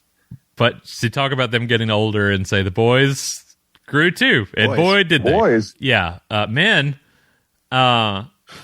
So now you know that Bitsy's husband David is not played Bruce Wayne. Yes, he is he is playing a grown-up Jonathan, and there's a grown-up Jordan. And what was your reaction when that happened? When that sun lens flare happened at the door, and we saw them age up. I personally did not recognize him, so I was just like, "Oh, we got." No, I'm not even talking about who it is. I'm just talking about what happened. Oh. I'm just talking about the choice that was made to. And we get into this. We get into this in the interview a little bit as well, but I want to know what you thought. To me, it's this series finale stuff. It's nice to see them grown up. It's nice to see them happy and strong, and it's still connected to their family. But I was also starting to feel like. But the actors from the show, But so it was nice that at the end of all this we see them again. My only real complaint here in the end is we got away from the Superman of it all, and I don't mean we got away with that we spent too much time on Lois or anything like that, because in my opinion we didn't. I don't want to spoil too much of the interview, because I do want you to go listen to it, because it's really a great talk with Todd and Brent, those of you listening. But I did ask about, in your mind, are Jordan and Jonathan still Superman men? Are they still putting on the suit and going and doing the heroics now that Clark is seemingly retired? Because we don't ever talk about it again. We don't talk about who's the hero now or anything like that. And they said yes, they're still Supermaning, they're still doing it. And I'm like, well, get up and leave the Easter lunch and do a shirt rip or something. Like show us that. I don't want to gray. Like Frank said at the beginning of the episode, I hate to be like, well, why didn't you?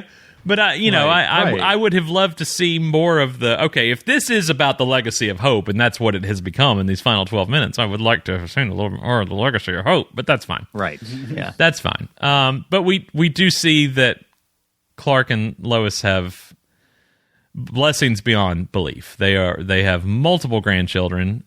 These are Henry Olsen there? No, James Henry Olsen. Little kid with a bow tie? Yeah. These are... Was he really there? Just so you know, that's the real Jimmy Olsen. These are... there really was a little kid with a bow tie. Yeah, there is a kid that's what I'm... These are kids from people to do with the show. Brent's kids are in this. Nice. So, that this is a nice moment that the show got to do with these kids, and show that, Clark is Lois's grandparents and playing with their grandchildren. And we do get one lovely port shot of the two of them together, drinking wine, talking about how perfect this is, before they absolutely gut punch us and reveal that Lois is cancer. The porch literally darkens as we get into that part of the sun literally goes down on them. And we are now in Lois's deathbed, where we watch Martha die at the beginning of the series, and her body is just now too frail to keep up. You could see it's slowly turning into a bench. It's slowly there. You see bed, a metal leg. Yeah. No. I appreciate that Tyler and Bitsy look older. I feel like they didn't look as old as what I expected them to look at this point. Clark does say at the beginning of this narration that he lived another 32 years, which would put him mid-70s. Right. But Lois obviously didn't make it that far, sadly. I thought this was beautiful. I thought it was heart-wrenching. I will not forgive them for returning to the cancer storyline. You absolute bastards. No, it hurt to watch that. Because when he said the first time I died, and I was like, okay, we're going to watch them grow old together. It was like, they're going to do that old senior citizen thing where a grandmother dies and then like a week later the grandfather dies because they've been together so long that they literally fall apart without each other. You know, you hear about that all the time of one spouse dying and the other one not old age, the other one not making it without them. And that happened in my family. Yeah. I was they like, died 3 weeks apart, my grandparents. Yeah, exactly. I was like, oh, that's lovely. Yeah. That's a beautiful No, give her cancer again. It's like, oh my God. I have to say, I did not care for giving her cancer again. For them to grow old together and for her to die first, even like fine. But the cancer just felt like an extra turn of a screw that I didn't. It was an extra hit at Bitsy Bitsy's Lois that I did not need at this point in the show when we're literally counting down. We've got less than 6 minutes left. It really made me think about, as I was watching it the first time, it evokes the How I Met Your Mother finale. Yeah. And that is not a thing I want. No, that's not a taste you want in your mouth. And also, Bitsy just got no real dialogue in the end here. Nothing. That porch scene was, that porch shot. I can't even call that a scene. Was nice in this greater montage, but it was. I mean, we dispatch Lois with 6 minutes left in a show called Superman and Lois. I would have liked it to be more about the two of them. In the end, I do love the parallel with the opening, with the pilot, and Clark's narration, and it'd be about how he came to Earth versus how he left Earth. Yeah, however you want to, rally around that. Your mileage may vary, but I don't feel like they could have gone with not so much. They could have had this amount of Lois in that last few minutes. And I'd be fine with it if there had been more Clark and Lois in the 20 minutes prior. In the prior, proceeding. Yeah. If they had gotten their final moment together, quote unquote, proper. But thank God Lana made a pie. Lana gets to live. And you killed Lois. Okay. I don't know. I feel like it sucks. Cancer came back, but it is a way.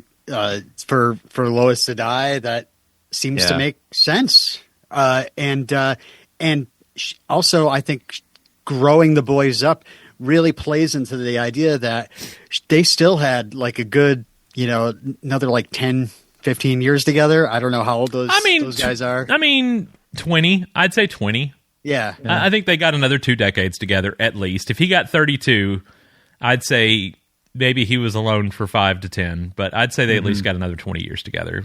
Yeah. She died in her 60s, which was too young. I was just too young to me. I mean, I don't necessarily need to see Tyler and Bitsy made up like 80-year-olds, but I think that I would have been more okay with that. Again, I'm not harping. I'm not disappointed. It's just not what I expected. And the job of showrunners more often than not is to subvert expectations, and they did in this. I will not deny that. We do get crypto. No, don't jump into that. That was fun. Don't skip past Daddy. Don't skip past Daddy because that killed me. That killed me. Sorry. Okay. Yeah, so Lois, that's true. That's the one line of dialogue she got. Oh, it's bad enough. They're like Clark and the boys are like crying over her, and you're just the loss of Lois is going to just crater Clark's heart more than Doomsday did. You know? Yeah. You're not wrong. And then you're just like, oh God, she's dying. But this is like almost like a moment, like, you know, it plays into the idea that she's going to heaven, or she's going to a better place where her father is there that she loves, and he will take care of her, or they will take care of each other, or whatever. Yeah, that they get to be together in the end. Yeah. No, that was beautiful. It was beautiful, but it was gut wrenching. And again, I'm still watching. The first time I'm watching this, I'm still going, we spent 10 minutes on Lana's wedding, and now we're doing this. Like, I almost had to walk away from it and revisit it. Like, it just. I'm about to sing a song from Frozen. Yeah. And I'm not going to ask you to. I know. I get it. Like, there's nothing we can be done about it at this point. Yeah. Hey, how many years later and people are still debating the Smallville finale? I mean, you know, should he have worn the suit? Should he have not? I don't know. Should Lana have gotten married? Probably not. I don't know. So I got a dog. We get it. So he gets a dog. He's alone. So what do you do when you're alone? You get a dog. Crypto and I went on a lot of walks together, went on a lot of naps together. I died right where my dad died. All right. There it is, the Sequoia. Okay, what does it say? The Sequoia sign shows it has 2 movies showing in, what's the year, 2030? I don't know. Not 2030, wow. It would be like 2050. We're in the 2050s right? by this point. They're showing Son of Partytron. So apparently there was a movie before Tron. Partytron. Which must have been a sequel to, like, they were like, Tron Ares that we tried. Yeah. How about we just throw Partytron? Let's do Partytron. Partytron. Reboot the whole thing. And the second one is What Happens in Vegas, Blaze in Vegas. Doesn't really make sense to me, but they put it up on the market. I feel like they had to be inside jokes on the set. Must be. Because I don't know what references they could possibly be getting to. But thank God Kyle's there. Well, I give up. Yeah, in case there's a fire, I guess. Yeah, the 70-year-old Kyle's going to help. In case anyone needs some smoked meats. Before it seemed like, you know, they were talking about how alone he was, and, you know, he gets a pie. The boys stop by often, but, you know, he's still alone. He goes on walks with his best friend that we've seen them be best friends for 4 seasons together. Well, no, I maybe in their old age. I don't know. One shot of Kyle made up in makeup, dressed older, but yeah, Clark says Sam's heart finally gave out, and the ironic thing is it's literally steps from where Jonathan died during was it the Harvest Festival? I always thought that was weird because it's the pilot is Clark hanging up that banner. I think it was the Harvest Festival, and then they're like observing Clark's work, and then Jonathan dies, and then it's like 4 episodes later into season 1, and Clark's like, "I love the Harvest Festival. Let's do the Harvest Festival." And no bad memories attached to that. No, whatsoever. It's not a coping mechanism at all. Kyle does save Clark's life, but his days are numbered ultimately. And now, just like we watched Lois in Martha's deathbed, we now see Clark on his deathbed, surrounded by elder Jonathan and Jordan. Men who hold his hand as he drifts off this mortal coil. Mm-hmm. And then the next few minutes happen. I wasn't sure if he was holding Jordan's hand or if he was holding Jonathan's hand. It seemed like one hand I think he's holding. You see him like lose grip on the. Yeah, I think he's holding Jonathan's hand. I believe he would. He would. I notice he's got a lamp on the bedside table. At this point, I'm like, you need to turn that off, sir. and then Ghost Clark shows up. Yeah. They do. They did it's good. It's good. Yeah. Again, it's a very well written sequence. Mm-hmm. I don't know why we had to go back and do Kyle and Chrissy and Lana and John another time. I don't know how you do. I don't know how you do this entire sequence talking about family and you don't have Martha and Jonathan Kent there. Right. That did stick out to me. That we're talking about, like we're talking about all the dead people, but not Not these two? I don't know why Lex Luthor got to go to heaven and Sam Lane's evidently in hell. No, I'm kidding. It's a very sweeping, moving few moments. Obviously, younger Clark is now reunited with the younger versions of the twins, and it's basically his life flashing before his eyes. Whether or not you view it as the afterlife or something like that, it's literally can be argued either way that he is. The second time I died, it was so different, and it's amazing. It's amazing, yeah. And it's this warmth that washes over him, and we do see his grandchildren and Crypto and his friends and everything, and ultimately what and what life was about. Life was about love. Life was about forgiveness. Life was about friends and family. And the forgiveness thing is obviously the he and Lex thing, as Lex sobs at the Kent dinner table in heaven, and then the boys reveal Lois in the season 3 dress. The two of them reunited in the last moment, and their goodbye. Their reunited kiss, because it all went by so fast. And I fully expect the two of them to lift off the ground and fly away together. Right. And that didn't happen. But that's fine. That's fine. I didn't need that. And then we get the gold title card in the clouds. Yes. This never ending thing. So I gotta say they did a great job with Bitsy looked stunning. And that shot is like the door opening and him seeing her is really like the best I could ask for. It was good, stunning, and she was literally a vision, right? And that was what he should be seeing. And they get to be reunited. And they get to be together. And thank God for that. It wasn't just him walking off into a light by himself. That it was them. Yes. It was them. That was together. important to me that she be there. Yeah. For that. That they literally be the last thing we see on this show, and it was. I love as they kiss, it fades to white, and then we just go to the clouds, and then that Superman Lois logo is in gold. Mm-hmm. I don't know. It just seems more heavenly. It was more on a more grandiose scale. Than the darker tone we've gotten on this show with the title card and the suit and everything. And A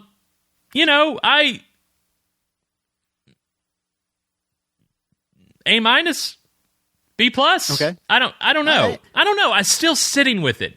And in many ways, I said that about the Smallville finale a minute ago. I'm still sitting with the Smallville finale a decade plus on. Because there's things I would, even if you had kept the exact same story with that, there's choices I would have made differently that represented that series better than I thought those final 2 hours did. I've always said, I don't understand at the end of part 1 when Clark and Martha and Jonathan are in the loft and they're holding him, why they're not situated, why it's not blocked the same way that the pilot was of them holding Clark in the cornfield. Stuff like that. Stuff that just gives a little bit more emotional weight to the end. And this is packed with emotional weight. This one is, definitely. Yeah.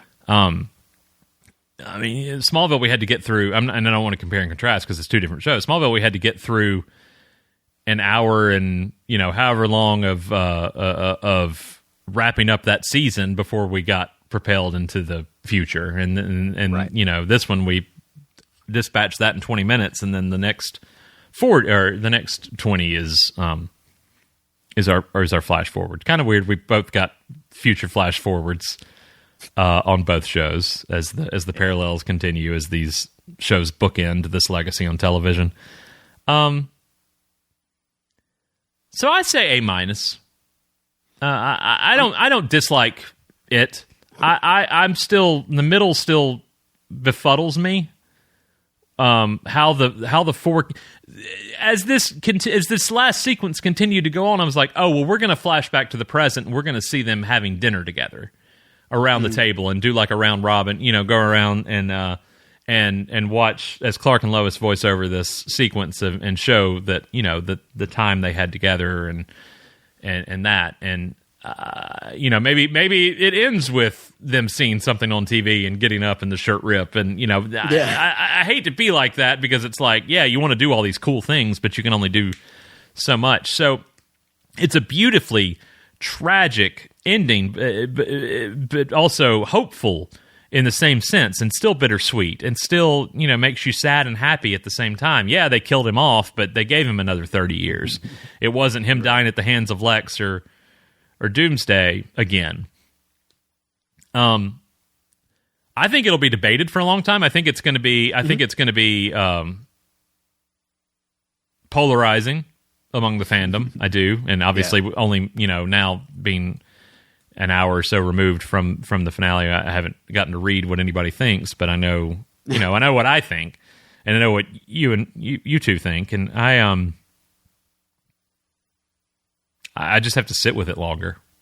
I think, more than anything. What about you, Robin? I would give it an A, and I would say it loses the plus because of that middle section, because he definitely raised some valid points. It was something that kind of, I was just kind of like, okay, like kind of like you were. Okay. I think you were annoyed with me after you watched it, because I was like, didn't like that at all, and you were like, no, it's all and fine. I'm sobbing. Yeah. I was sobbing too by the end of it. That didn't discredit, that didn't take away that from me, but you know, I was still scratching my head on some of it. If the last 12 minutes took place at Lana and John Henry's wedding, yes, I probably would have been like, all right, that was a really weird way to wrap that up. But this, like, I almost compared it to, like, you know, like one of my favorite finales is 6 Feet Under, you know. That's another one that's all about, in that, you know, same vein. Dying and tragedy and, like, what happens to these people, and very much, like, ascending. And they're also, you know, it is kind of a, you know, almost, it can be even seen as a bit religious, you know. They're ascending to a different plane of existence, you know. It's not like he's going to the Phantom Zone. Right. Right. He didn't end up in Kryptonian heaven. It's like dog heaven. You don't get to be with those people. You're totally removed. Yeah. He's all of a sudden now in the Battle City of Kandor. And Milton finds looking back at him. So what's your grade then?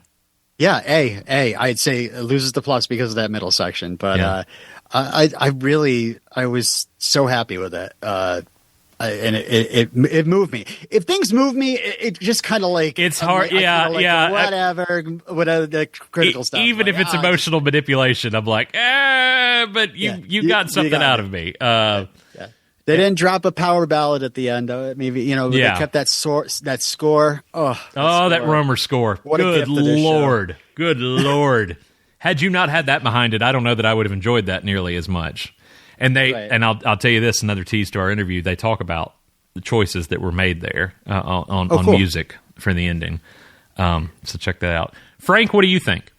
It's a tough call, but I think I got to go A- on this one. The wedding stuff, I was kind of puzzled by the amount of time we spent there. I wish that Lois had been more present throughout the episode and had been more of the focal point. Really, that Clark and Lois as a team, and that the four of them as a family had more of a focus. You know, like I agree with you, Derek, about we're really missing a Clark Lois porch scene, apart from that shot of them having a glass of wine. And we were missing a kitchen table talk between the four of them. I felt like that was something we needed as well.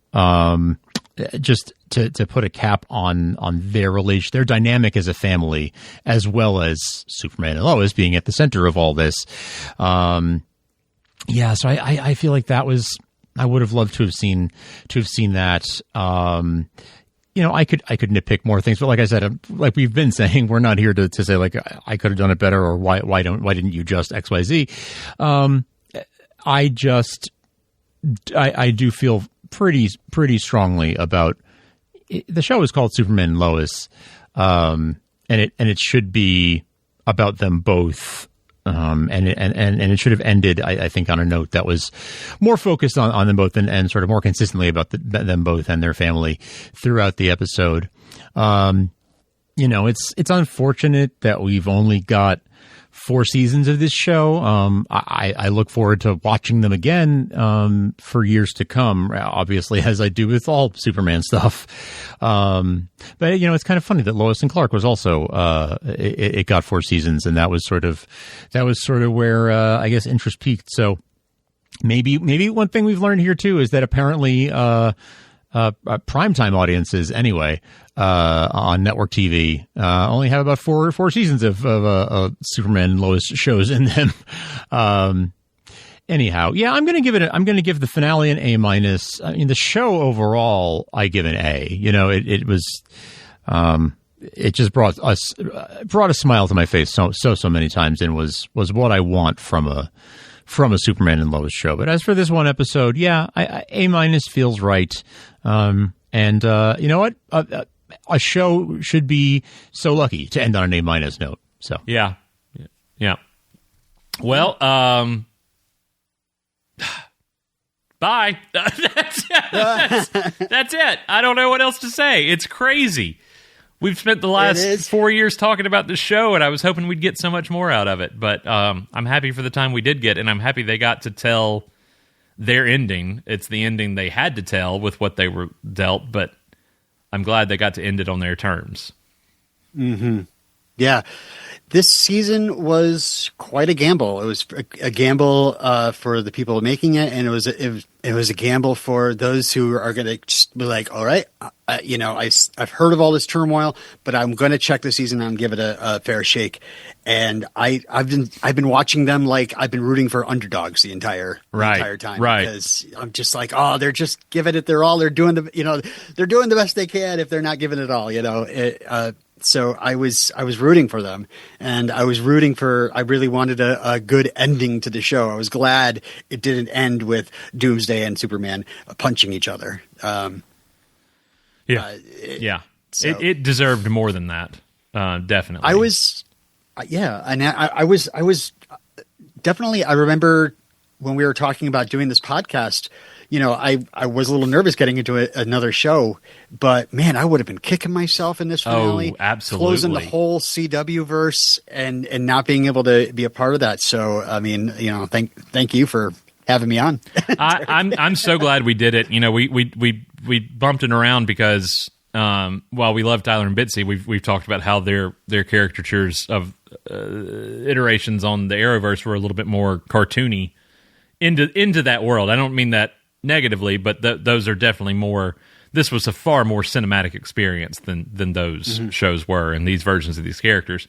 So we kind of rolled the dice on what we were going to end up with, and we ended up with a series that, top to bottom, has just been a beautiful look at the lives of Clark Kent and Lois Lane that we really haven't gotten to see before. And yes, there's been some fantastic Superman stuff in it, and yes, we've gotten wonderful moments with various villains and stuff we would have never expected to see, like Clark having a half-brother and how much fun that turned out to be, and right. Bizarro World and all this stuff. And, you wouldn't expect that from a family-centric show.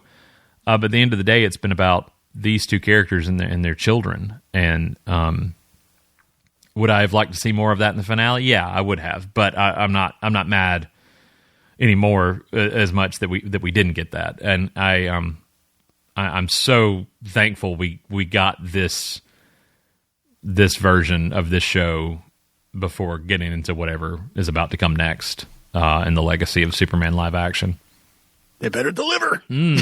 We shall see. Kept waiting. See. I was like, I wonder if we're getting a trailer tonight that would kind of parallel like when Superman Returns aired on during Smallville, but whatever. Yeah, I'm even starting to see those clickbait articles out there just being literally with the headline like, so where's the trailer? Yeah. We're waiting. Yeah. And I still don't understand. Nobody actually has ever said it's coming in December. Gunn just said it won't be much longer. So now everybody's like, December. I think it's going to be hilarious when we get to New Year's Eve and they have it. Maybe they'll drop it at midnight. Maybe they'll drop it tonight. Cool. Who knows? We don't know. Yeah. In the meantime, you can find us online, SupermanTVTalk.com or SupermanandLoisLane.com. And we are on Twitter at SupermanTVTalk. But really where you can find us in all our other places, Threads, Blue Sky, Instagram, TikTok, is at Smallville Podcast. Robin, Franks, thank you both for... I've really enjoyed this last 4 years getting to do this. Me too. I really loved having a ongoing podcast with you guys. You know. As for what comes next for the three of us in this show, stay tuned. You'll be hearing from us soon. We're always around.